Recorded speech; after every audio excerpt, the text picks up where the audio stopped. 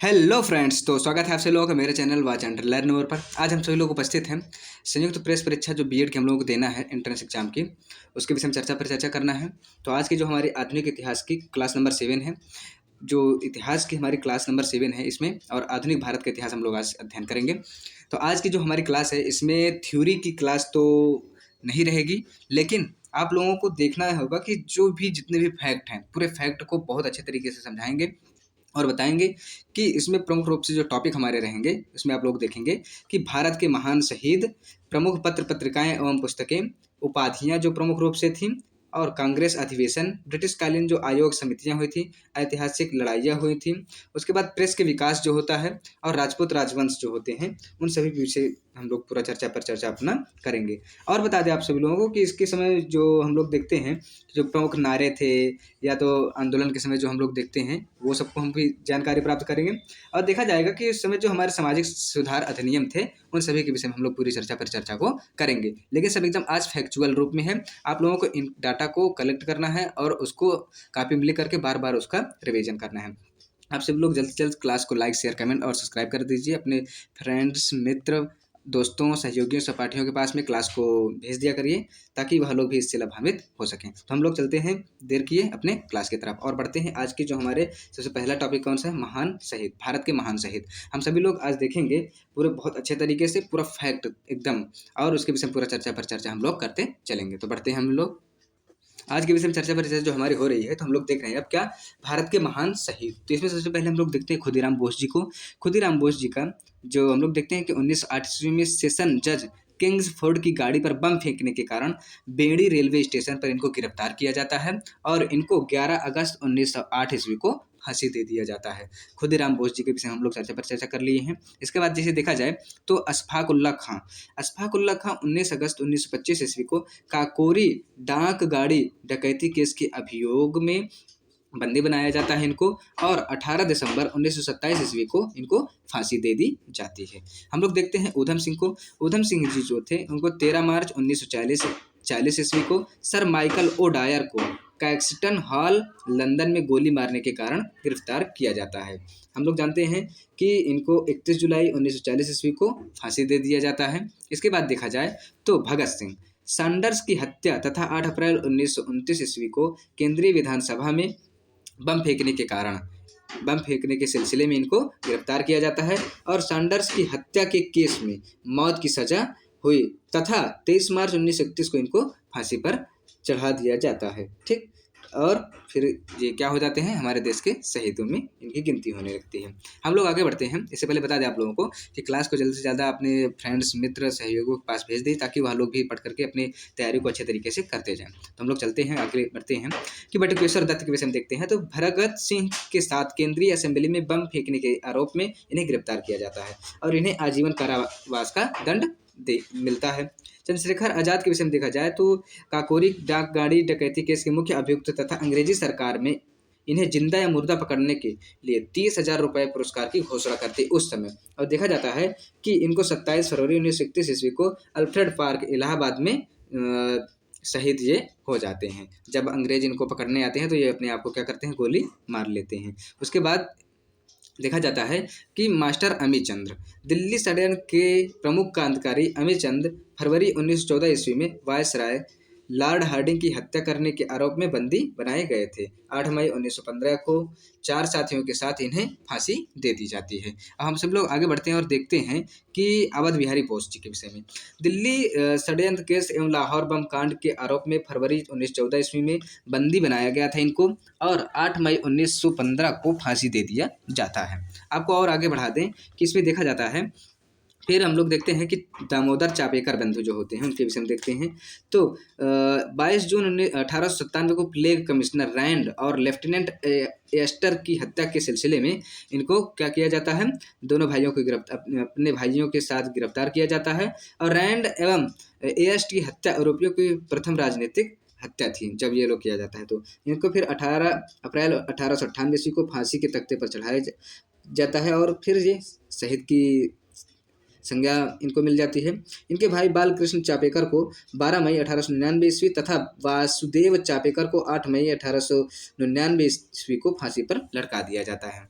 इसके बाद हम सभी लोग देखते हैं तो मदन लाल ढींगरा जी को देखा जाए तो 1 जुलाई 1909 ईस्वी में colonel William Curzon Wyllie India Office में राजनीतिक सहायक की हत्या करने के कारण गिरफ्तार किया जाता है इनको, और 16 अगस्त 1909 ईस्वी को इन्हें फांसी पर चढ़ा दिया जाता है। इसके बाद हम चर्चा पर चर्चा को अपने आगे बढ़ाएं तो आपको बता दें राजगुरु। ठीक, राजगुरु 7 दिसंबर 1928 ईस्वी को सैंडर्स की हत्या में भाग लेने के कारण 23 मार्च 1931 ईस्वी को केंद्रीय जेल लाहौर में भगत सिंह और सुखदेव के साथ इनको फांसी पर चढ़ाया जाता है।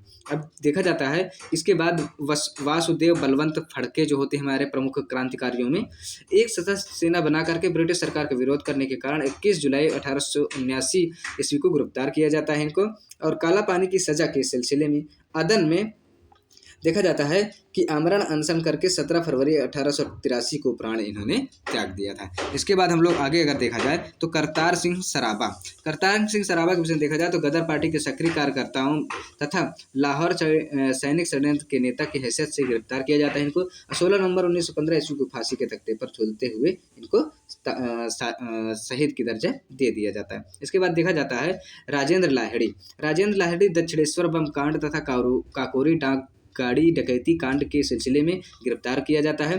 7 दिसंबर 1927 ईस्वी को गोंडा की जेल में इन्हें फांसी दे दिया जाता है। हम लोग आगे और बढ़ते हैं और देखते हैं तो अनंत कान्हरे नासिक के जैक्सन हत्याकांड के प्रमुख अभियुक्त होने के कारण बंदी बनाया जाता है और 19 अप्रैल 1910 ईस्वी को इनको फांसी दे दिया जाता है। हम लोग आगे बढ़ते हैं और देखते हैं सुभाष चंद्र बोस 21 अक्टूबर 1943 ईस्वी को सिंगापुर में आज़ाद भारत की अस्थायी सरकार की स्थापना की और घोषणा की तथा जापानी सेना की सहायता से अंडमान एवं निकोबार द्वीप समूह पर अधिकार करते हुए 1944 ईस्वी को भारतीय सीमा के इम्फाल क्षेत्र में प्रवेश करते हैं। उसके बाद देखा जाता है 18 अगस्त 1945 ईस्वी को वायुयान दुर्घटना में इनको मृत घोषित कर दिया जाता है और इनकी दुर्घटना को लेकिन अभी तक कोई प्रमाणित माना नहीं जाता है।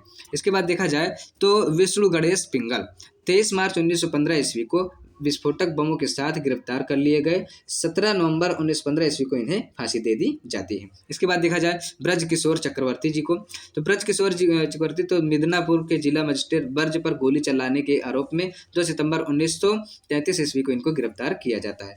फिर इनको फांसी 26 अक्टूबर 1934 को दिया जाता है। उसके बाद देखा जाए कुशाल कुंवर को, तो कुशाल कुंवर 9 अक्टूबर 1942 ईस्वी को ब्रिटिश सैनिक गाड़ी को पटरी से उतारने के संदेह में गिरफ्तार किया जाता है और 16 जून 1943 को इनको फांसी दे दिया जाता है। इसके बाद देखा जाए तो असित भट्टाचार्य को देखा जाए तो 13 मार्च 1933 ईस्वी को हबीबगंज में हुई डाक जो डकैती तथा हत्या के अन्य मामले के सिलसिले में इनको गिरफ्तार किया जाता है और 2 जुलाई 1934 को सिलहट जेल में इन्हें फांसी दिया जाता है। इसके बाद और अगर हम लोग देखें तो जगन्नाथ शिंदे सोलापुर हम लोग देखते हैं इनको, तो सोलापुर में जो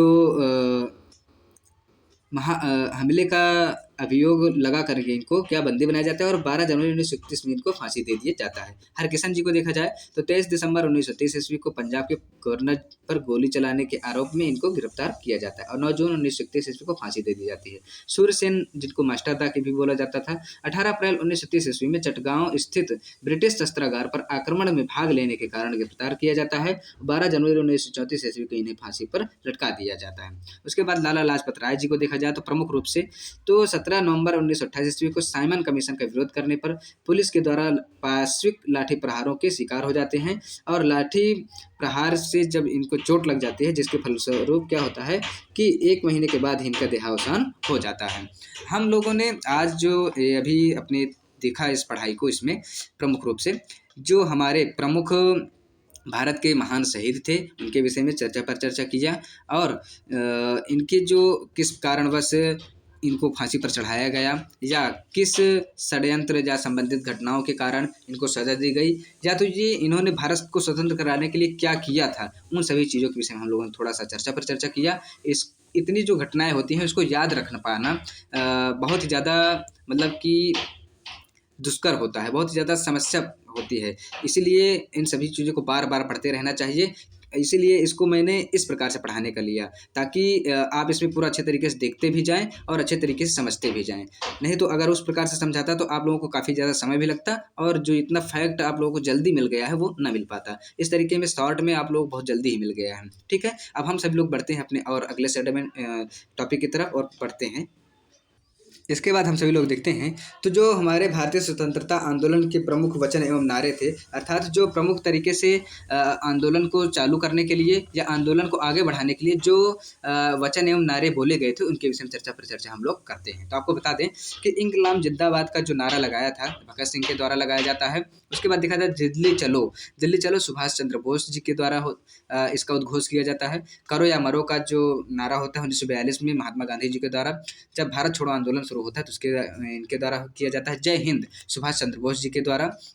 पूर्ण स्वराज की जो नारा होता है वह जवाहरलाल नेहरू जी के द्वारा। वेदों की ओर लौटो दयानंद सरस्वती जी के द्वारा। उसके बाद देखा जाता है कि आराम हराम है, यह जो वचन है यह जवाहरलाल नेहरू जी के द्वारा कहा जाता है। हे राम महात्मा गांधी जी के द्वारा। भारत छोड़ो महात्मा गांधी जी के द्वारा। उसके बाद जय जवान जय किसान लाल बहादुर शास्त्री जी के द्वारा। उसके बाद देखा जाता है कि मारो फिरंगी को मंगल पांडे के माध्यम से यह नारा दिया जाता है। जय भगत विनोबा भावे के माध्यम से। कर मत दो या सरदार वल्लभ भाई पटेल जी के माध्यम से होता है। संपूर्ण क्रांति जयप्रकाश नारायण के माध्यम से।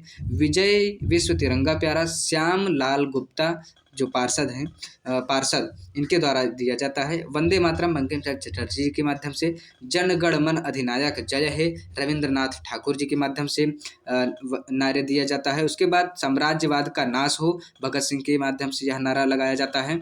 उसके बाद देखा जाता है कि स्वराज हमारा जन्मसिद्ध अधिकार है बाल गंगाधर तिलक जी के माध्यम से। सरफरोशी की तमन्ना अब हमारे दिलों में है राम प्रसाद बिस्मिल जी के द्वारा यह नारा लगाया जाता है। उसके बाद देखा जाता है कि सारे जहाँ से अच्छा हिंदोस्तां हमारा इकबाल जी जो होते हैं उनके माध्यम से यह नारा दिया जाता है। अब आगे और बढ़े और देखा जाए तो तुम मुझे खून दो मैं तुम्हें आज़ादी दूंगा, यह जो नारा होता है सुभाष चंद्र बोस जी के द्वारा लगाया जाता है। उसके बाद साइमन कमीशन वापस जाओ लाला लाजपत राय जी के द्वारा। जब 1928 में एक साइमन कमीशन आता है तो साइमन गो बैक का नारा लगाया जाता है। उसके बाद who lives if India dies जो यह नारा दिया जाता है वह जवाहरलाल नेहरू जी के द्वारा।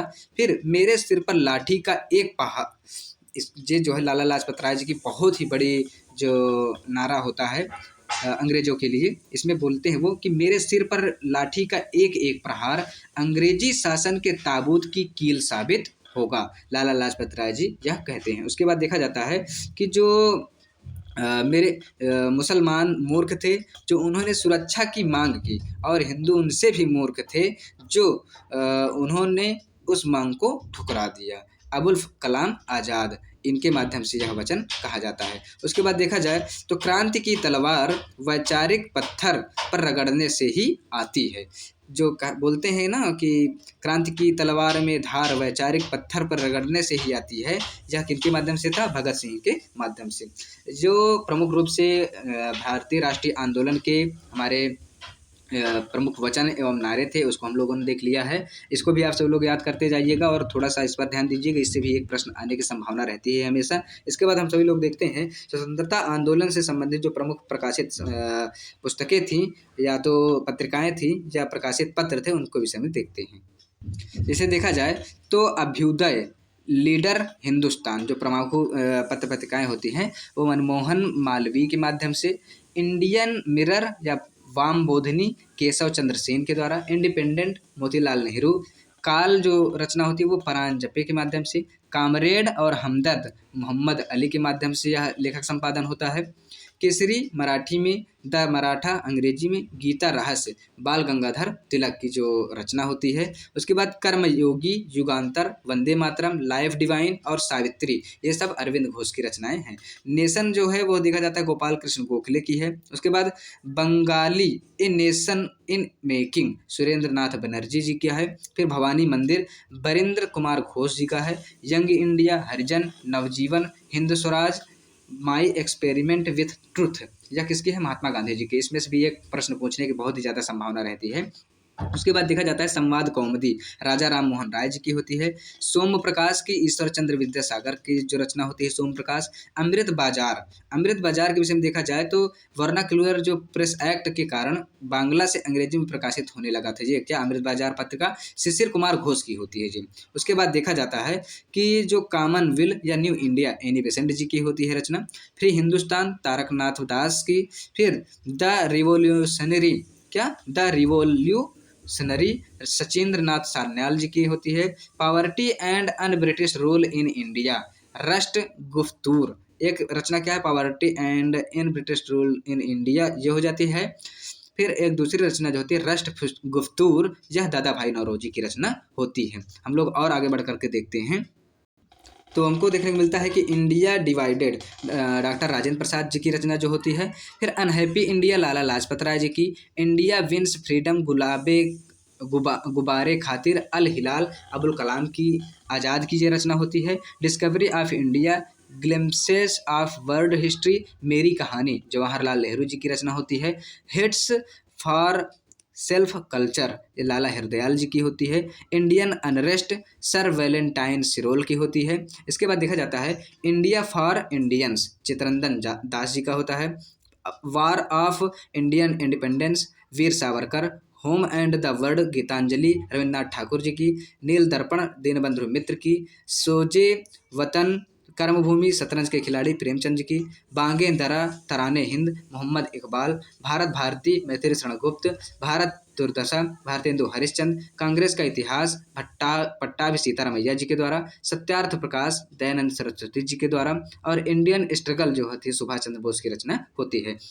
उसके बाद देखा जाता है आनंद मठ और देवी चौधुरानी बंकिम चंद्र चट्टोपाध्याय जी की रचना होती है। और बंदी जीवन सचिंद्र नाथ सान्याल जी की जो है रचना हम लोगों को देखने को मिलती है। अब हम सब लोग थोड़ा सा उपाधियां एवं प्राप्तकर्ता को देख लेते हैं और उनको कौन दाता होते हैं। देखा जाए तो गुरुदेव की उपाधि रविन्द्रनाथ टैगोर जी को मिलता है और महात्मा गांधी जी इनको देते हैं।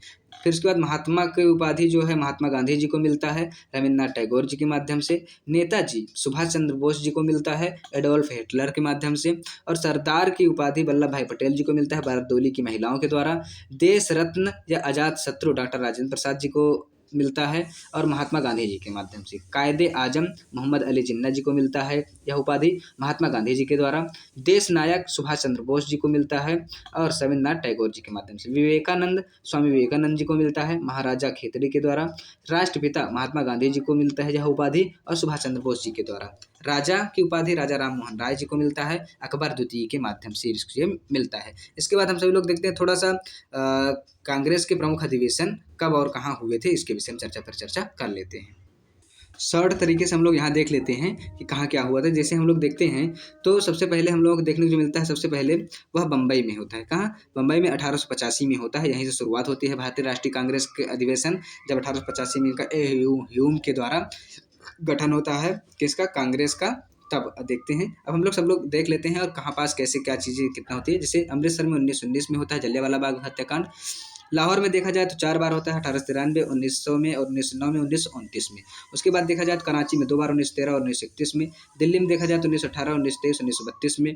मेरठ में 1946 में। लखनऊ में 1899, 1916 और 1936 में। इलाहाबाद में देखा जाए तो 1892 में और 1910 में। और कानपुर में 1925 में देखा जाता है। फिर हम लोग देखते हैं तो बांकीपुर में तो 1912 में और बनारस में 1905 में। रामगढ़ में 1940 में। गुवाहाटी में देखा जाए तो 1926 में और गया में देखा जाए तो 1922 में। इसके बाद हम लोग इधर देखते हैं तो अहमदाबाद में हम लोगों को देखने को मिलता है 1902, 1921 ईस्वी में। उसके बाद हरिपुरा अधिवेशन जो होता है 1938 में। सूरत में 1907 में।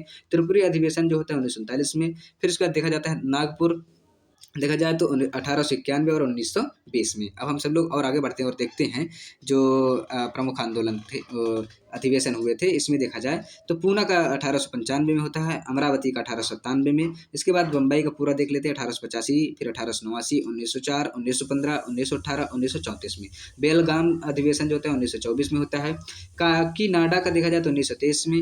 उसके बाद देखा जाए तो कलकत्ता में बहुत ज़्यादा देखने को मिलता है क्योंकि तत्कालीन समय में कलकत्ता सबसे प्रमुख जो प्रेसिडेंसी होती है ये अंग्रेजों के लिए, तो उसी समय से देखा जाए तो भारतीयों के लिए भी उस समय बहुत ही ज़्यादा यहाँ महत्वपूर्ण होता है राष्ट्रीय आंदोलन के लिए। तो देखा जाए तो प्रमुख अधिवेशन के रूप में 1886 में, 1890 में, 1896 में, 1901 में, 1906, 1911, 1917, 1920, 1928, 1933 इतने हम लोगों को देखने को मिलता है। इसके बाद देखा जाए तो मद्रास में देखा जाए तो मद्रास में 1887 में होता है, और 1894 में, 1898, 1903, 1908, 1914 और 1927 में हम लोगों को देखने को मिलता है। इतना अधिवेशन हम लोग प्रमुख रूप से। और ये हमारा भारत का नक्शा जो है हम लोग देखते भी हैं। इसी नक्शे के आधार पर आप सभी लोग अपना जो मानचित्र है उसको भी तैयार कर सकते हैं। अच्छे तरीके से देखिए, यहाँ से बनाना शुरू कर सकते हैं, और जैसे वो करके आप लोगों को मैपिंग सेक्शन भी बता दिया जाएगा अच्छे तरीके से कैसे मैपिंग होता है, वो जो जियोग्राफी की क्लास होगी उसमें।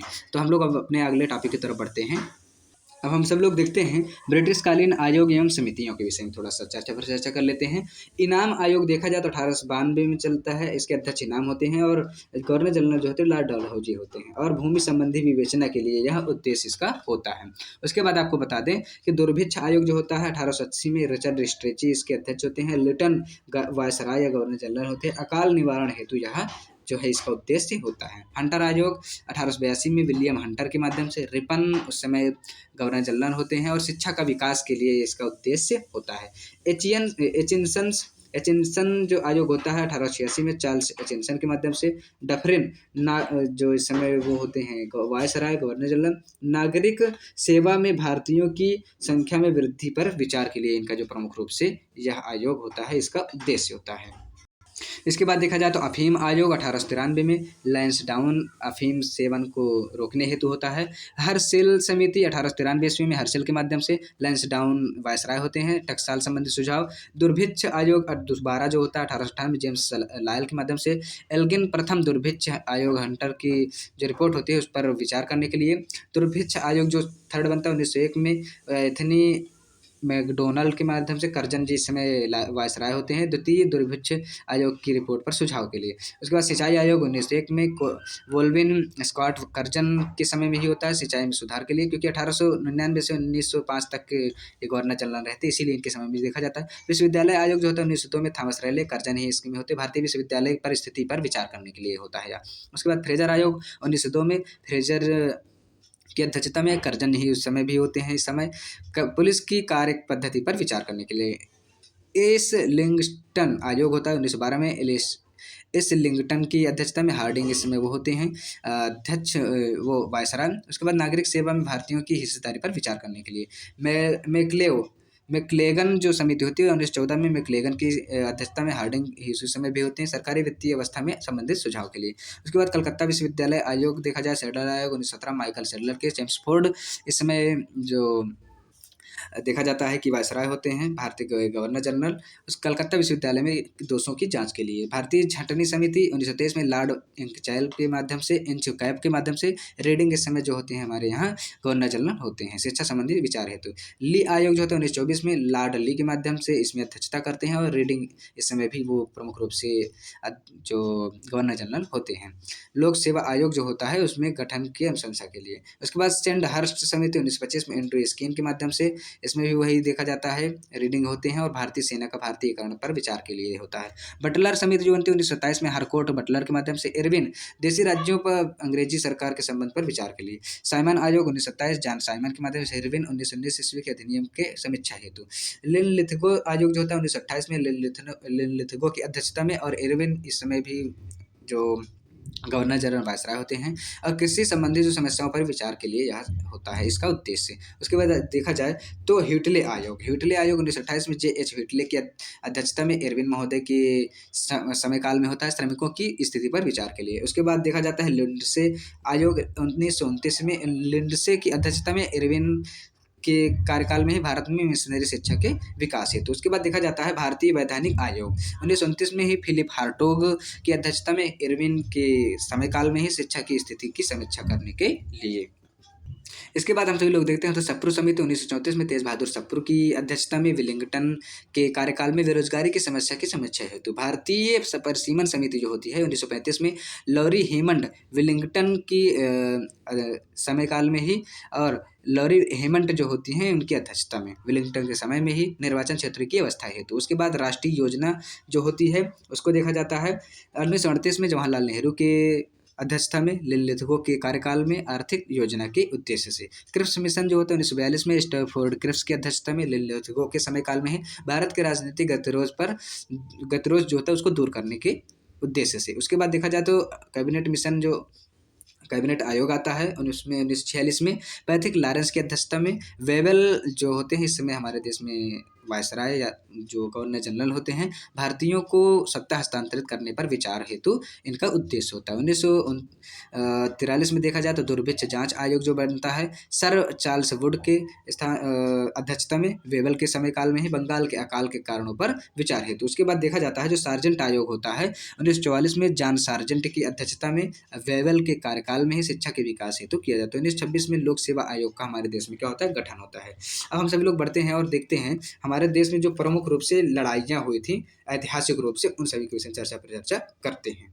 इसे देखा जाए सबसे प्रमुख रूप से तो तराइन का प्रथम युद्ध 1191 ईस्वी में पृथ्वीराज और मोहम्मद गौरी के मध्य होता है, जिसमें पृथ्वीराज मोहम्मद गौरी को हरा देता है। तो इसका दूसरा जो होता है तराइन का युद्ध 1192 ईस्वी में मोहम्मद गौरी और पृथ्वीराज के माध्यम से ही होता है और पृथ्वीराज इसमें हार जाते हैं। उसके बाद चंदावर का युद्ध 1194 में देखा जाता है, जो मोहम्मद गौरी ने जयचंद को हराता है। इसमें पानीपत की पहली जो लड़ाई होती है 1526 ईस्वी में बाबर ने इब्राहिम लोदी को हराता है। और उसके बाद खानवा का युद्ध 1527 ईस्वी में बाबर ने राणा सांगा को हराया था। इसमें चंदेरी का युद्ध जो होता है 1528 ईस्वी में बाबर ने मेदिनी राय को हराया था। घाघरा का युद्ध जो होता है 1529 ईस्वी में बाबर ने अफगानों को हराया था। इसमें चौसा का युद्ध 1547 में शेर शाह ने हुमायूं को हराया था। कन्नौज का युद्ध जो होता है 1540 में शेर शाह ने हुमायूं को हराया था। पानीपत की दूसरी लड़ाई जो होती है 1556 में अकबर एवं हेमू के मध्य, जिसमें हेमू हार जाता है। उसके बाद देखा जाता है तालीकोटा का युद्ध होता है 1565 में, विजयनगर साम्राज्य के पतन के कारण होता है। और हल्दी घाटी का युद्ध जो होता है 1576 में, अकबर ने महाराणा प्रताप को जो इस युद्ध में हराते हैं। उसके बाद प्लासी का युद्ध होता है 1757 में, अंग्रेजों ने सिराजुद्दौला को हराया था। इसमें बांडीवास का युद्ध होता है 1760 में, फ्रांसीसियों की पराजय होती है। इसमें पानीपत का तृतीय युद्ध जो लड़ाई होती है वो 1761 ईस्वी में होती है, अहमद शाह अब्दाली जो कि मराठों को इसमें हराता है। उसके बाद बक्सर का युद्ध होता है 1764 ईस्वी में, जिसमें अंग्रेजों ने मीर कासिम को हराया था। उसके बाद रोहेला का युद्ध होता है 1774 ईस्वी में। फिर खुर्दा का युद्ध होता है 1795 ईस्वी में, निजाम की पराजय होती है।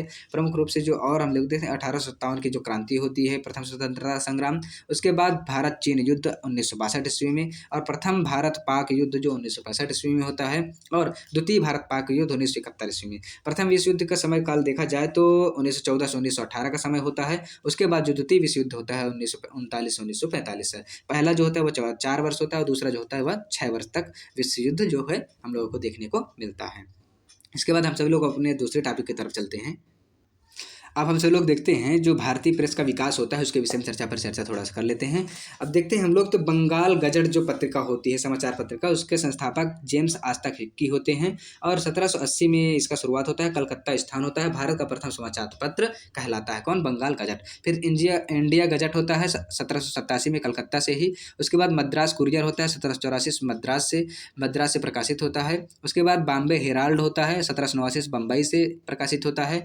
और दिग्दर्शन होता है 1818 में कलकत्ता से प्रकाशित होता है, बंगाल से देखा जाता है। यह समाचार दर्पण विलियम कैरी के माध्यम से संस्थापक होते हैं इसके, और 1818 में कलकत्ता से ही यह क्या होता है हम लोगों को देखने को मिलता है, प्रकाशित होता है। और जाम ए जहानुमा एक अंग्रेजी फर्म के माध्यम से इसके संस्थापक होते हैं जो, और 1882 में कलकत्ता से ही उर्दू में यह प्रथम समाचार पत्र प्रकाशित होता है। बंगदूत जो होता है राजा राम मोहन राय, द्वारका नाथ टैगोर एवं अन्य सहयोगियों के माध्यम से 1822 में ही कलकत्ता में 4 भाषाओं में अंग्रेजी, बंगला, हिंदी एवं देखा जाता है फारसी में यह प्रकाशित किया जाता है। उसके बाद देखा जाए तो बॉम्बे समाचार, उसके बाद है तो बॉम्बे समाचार को देखा जाए 1830 में बम्बई से गुजराती में होता है। और बॉम्बे टाइम्स को देखा जाए 1830 में बम्बई से ही 1861 में यह टाइम्स ऑफ इंडिया बन जाता है। और रस्त गोस्ताफ दादा भाई नौरोजी के माध्यम से 1851 में बम्बई में शुरुआत होता है गुजराती के रूप में, गुजराती भाषा में। और हिंदू पैट्रियट जो गिरीश चंद्र घोष इसके संपादक बनते हैं।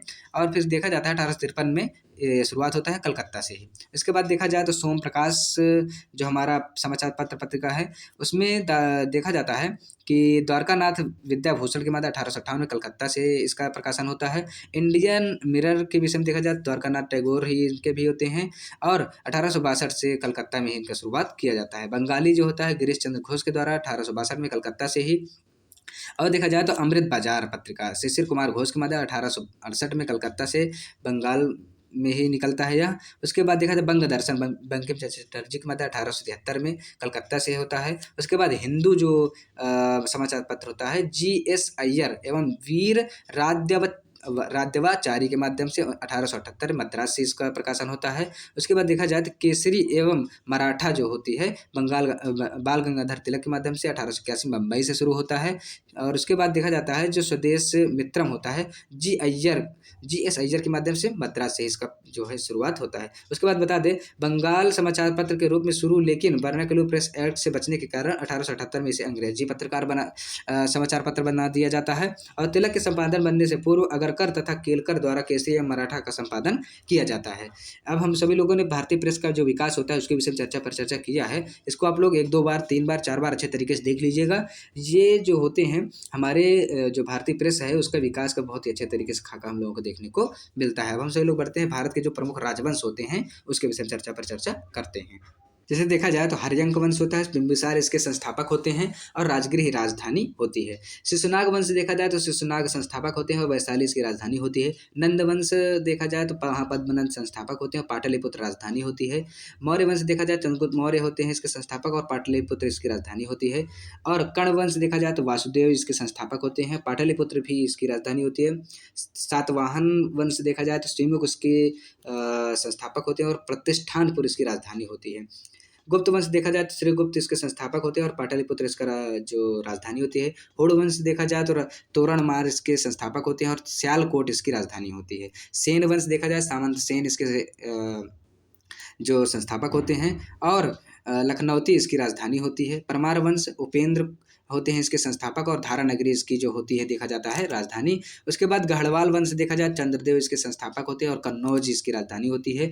गुर्जर प्रतिहार देखा जाए तो नागभट्ट प्रथम के माध्यम से स्थापना होती है और कन्नौज इसकी भी राजधानी होती है।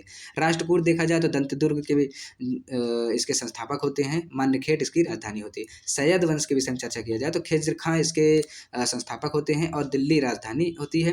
लोधी वंश के विषय में देखा जाए तो बहलोल लोधी इसके संस्थापक होते हैं और दिल्ली इसका जो है हम लोगों को देखने को मिलता है राजधानी। उसके बाद देखा जाए चोल वंश विजयालय जो होते हैं इसके संस्थापक होते हैं और तंजौर इसकी राजधानी होती है।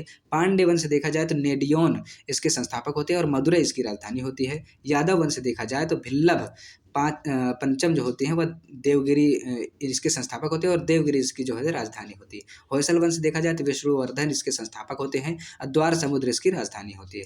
कलचुरी वंश देखा जाए तो कोरकल इसके संस्थापक होते हैं और त्रिपुरी इसकी राजधानी होती है। सालुव वंश देखा जाए तो नरसिंह इसके संस्थापक होते हैं और विजयनगर इसकी राजधानी होती है। तुलुव वंश देखा जाए तो वीर नरसिंह इसके संस्थापक होते हैं और विजयनगर भी इसकी राजधानी होती है। सोलंकी वंश देखा जाए तो मूल राज इसके संस्थापक होते हैं, अनहिलवाड़ इसकी राजधानी होती है। सरकी वंश देखा जाए तो मलिक सरवर इसके संस्थापक होते हैं और जौनपुर में इसका जो है राजधानी होती है। जैसे आगे देखा जाए तो बहमनी वंश होता है, बहमनी वंश के संस्थापक हसन गंगू होते हैं और गुलबर्गा इसकी राजधानी बीदर होती है। आरवीडू वंश देखा जाए तो तिरुमल इसके संस्थापक होते हैं और पेनगोंडा इसकी राजधानी होती है। बरीद शाही राजधानी वंश देखा जाए तो अमीर अली बरीद इसके संस्थापक होते हैं और बीदर इसकी राजधानी होती है। मुगल वंश देखा जाए तो बाबर इसके संस्थापक होते हैं और दिल्ली और आगरा इसकी राजधानी होती है। कारकोट वंश दुर्लभ वर्धन इसके संस्थापक होते हैं और उत्पल वंश अवंती वर्मन इसके संस्थापक होते हैं और हैदराबाद के स्वतंत्र राज्य जो होते हैं निजाम उल मुल्क जुनैदी के माध्यम से संस्थापक होता है और हैदराबाद इसकी राजधानी होती है। ये हम सभी लोगों ने देखा कि प्रमुख राजवंश एवं संस्थापक तथा उसकी राजधानियाँ, इसके विषय में आप सभी लोग अच्छे तरीके से 2-3 बार रिवीजन कर लीजिएगा, इसमें से भी प्रश्न आने की संभावना रहती है। इसके बाद हम सभी लोग चलते हैं सामाजिक सुधार अधिनियम जो थे उसके विषय में थोड़ा चर्चा कर लेते हैं। सामाजिक सुधार अधिनियम देखा जाए तो वह शिशुवध जो प्रतिबंध होता है वह वेलेजली के माध्यम से देखा जाता है। 1798 से 1805 वर्ष के समयकाल में शिशु हत्या पर प्रतिबंध लगाने के विषय में यह अधिनियम लाया जाता है। सती प्रथा प्रतिबंध लॉर्ड विलियम बेंटिंग के माध्यम से 1829 में सती प्रथा पर पूर्ण प्रतिबंध के लिए लाया जाता है। दास प्रथा प्रतिबंध के लिए एलन बेरो के माध्यम से 1843 में, 1833 के चार्टर अधिनियम द्वारा 1843 में दासता को प्रतिबंधित कर दिया गया था। हिंदू विधवा पुनर्विवाह जो होता है हम लोग देखते हैं तो लॉर्ड कैनिंग के माध्यम से 1856 में विधवा विवाह की अनुमति के लिए कानून आता है, विधवा पुनर्विवाह कानून। उसके बाद नेटिव मैरिज एक्ट जो आता है नॉर्थब्रुक के माध्यम से, नॉर्थब्रुक जो गवर्नर जनरल होते हैं 1872 में, अंतरजातीय विवाह के लिए। उसके बाद एज ऑफ कंसेंट एक्ट जो होता है, consent act, age of consent act जो होता है लैंस डाउन के माध्यम से आता है। गवर्नर जनरल 1891 ईस्वी में लड़की के लिए जो विवाह की आयु होती है वह 12 वर्ष निर्धारित कर दिया जाता है। उसके बाद देखा जाता है कि जो शारदा एक्ट आता है एरविन के माध्यम से आता है गवर्नर जनरल 1930 में, जब विवाह के लिए जो लड़की की न्यूनतम आयु है 14 वर्ष और लड़कों की न्यूनतम आयु जो है 18 वर्ष करने के लिए होता है। तो आज की जो हमारी क्लास थी वह पूरी पूर्ण हुई है, जिसमें हम लोगों ने जो है प्रमुख रूप से भारत के महान शहीद, प्रमुख पत्र पत्रिकाएं, नारे, उपाधियां, कांग्रेस के प्रमुख अधिवेशन, ब्रिटिशकालीन जो आयोग थे, समितियां थी, ऐतिहासिक लड़ाइयाँ और प्रेस विकास और प्रमुख राजवंश, तथा भारत में जो प्रमुख तरीके से जो कानून और अधिनियम आए थे उसके विषय में चर्चा हम लोगों ने किया है। आप सभी लोग जल्द से जल्द क्लास को देखते जाइए, लाइक शेयर कमेंट करते रहिए, और जो कुछ भी नहीं समझ में आता है या आप लोगों को लगता है कि इसको और अच्छे तरीके से समझाया जा सकता है उसके विषय में कमेंट करके आप बताया करिए, उसको अगले क्लास में आप लोगों को सुधार करके भेजा जाएगा। ठीक है, आप सभी लोग क्लास को लाइक शेयर कमेंट करते रहिए, अपने दोस्तों, सहयोगियों, सहपाठियों तक इसको भेजते रहिए, जिसके माध्यम से हमको भी मोटिवेशन मिलता रहे आप लोगों के लिए अच्छे तरीके से कंटेंट बनाने के लिए। तो आप सभी लोग अच्छे तरीके से अपनी तैयारी पर लगे रहिए। ठीक है, इन्हीं बच्चों के साथ में मिलते हैं फिर अगले क्लास में। तब तक के लिए जय हिंद दोस्तों।